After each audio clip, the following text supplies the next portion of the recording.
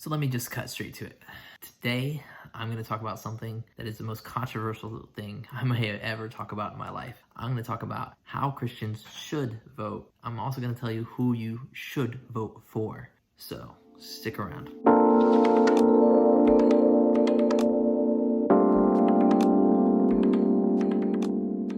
So how should we vote as a Christian, and who should we vote for? Well, first, why we vote as Christians, why we're a part of the political system. When you look in the Bible, there's not much that talks about a representative democracy. It's just not in here. It wasn't the political system of the day.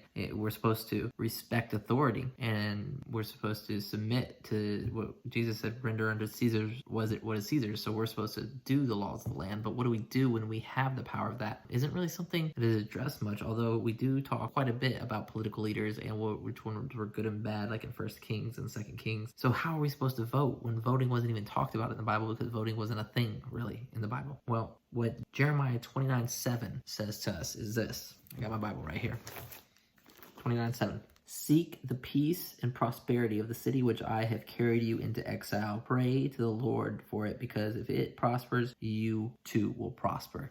Now that beginning, it says here, seek peace and prosperity. Other ones would say seek the welfare of the city. So we're really supposed to care about the city we're in, the town we're in, the location we're in, and the people in that area. We're supposed to care for their welfare. We're supposed to pray for their prosperity. We're supposed to be a part of the solution to what's going on in our very own towns. And how we do that in the American system, for those of you that are American, is we do it through voting. So our voting has to reflect that. And so how do we vote? Who should we vote for? Well, first of all, God isn't a one-issue God. God is actually a two-issue God. God cares about you loving God and loving people. Those are his two things. When Jesus was cornered about what is the most important commandments from God on how to live, how to do anything, what our role here on earth is supposed to be, it was love God, love humans, the great commandment.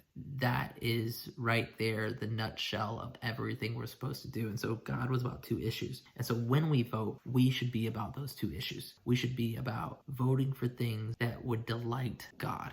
Things that are good and noble and right and pure. Those are the things that we should be voting for. And in this case, things that promote the welfare of our city fall into the second category for the most part, but we should be loving others well. We should be loving others well. And actually, some theologians would say that one of the best ways we show our love to God is how we show love to others. Jesus would say that they'll know who are his disciples by our love. And so we need to look at what benefits our city, what benefits others, and really, really lean into that. So that brings me into who you should vote for. And in this election, should you vote for Trump? Should you vote for Biden? Maybe it's a third party like Joe Jorgensen or one of the many other third party people out there. Who should you vote for? Should you vote at all? I got an answer. Here's who you should vote for. You should vote for your neighbor. Yeah, that's right, your neighbor. I'm not saying pencil them into your ballot, or if you happen to live next to Joe Biden or Donald Trump, you check their box. No, what I'm saying is, and I've already said it, God has called us to love people well. And so when you vote, it shouldn't be a vote, in my case, for Daniel. I shouldn't vote for who makes my 401k better, who makes my theology, my thoughts, my emotions more acceptable and palatable. I shouldn't vote for the things that make who I am and what I care about most, what I believe in, be the law of the land. No. Who I should vote for, the person I should vote for, is the person who makes the world the best for my neighbors, for the person that's living next to me, for the person living up the street from me, from the homeless person on the street, for the single mom, for the single dad, for that married couple that's having a rough time. That's who I should vote for. For the college student, I should vote for them. For the elderly person, I should vote for them. For the Democrat, I should vote for them. For the Republican, I should vote for them. For the non-committal, I should vote for them. For the black person, I should vote for them. For the white person, I should vote for them. I should vote for my neighbor. And when I cast that ballot, I should cast a ballot for the person I truly believe is working to the best welfare of my city, who's working to help my neighbors, to love my neighbors well. Who is that person?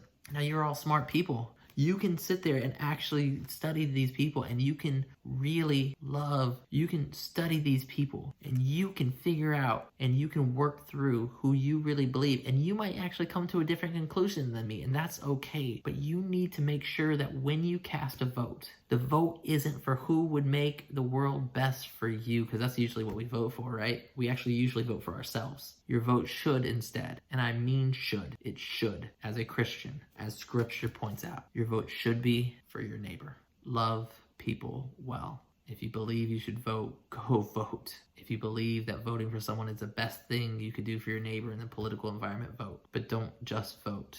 Vote and then go love your neighbor well. Vote and take care of the refugee. Vote and work for that mom who's struggling if she's going to get an abortion or not. Vote and then go feed the homeless. Vote for your neighbor and then go love your neighbor even more.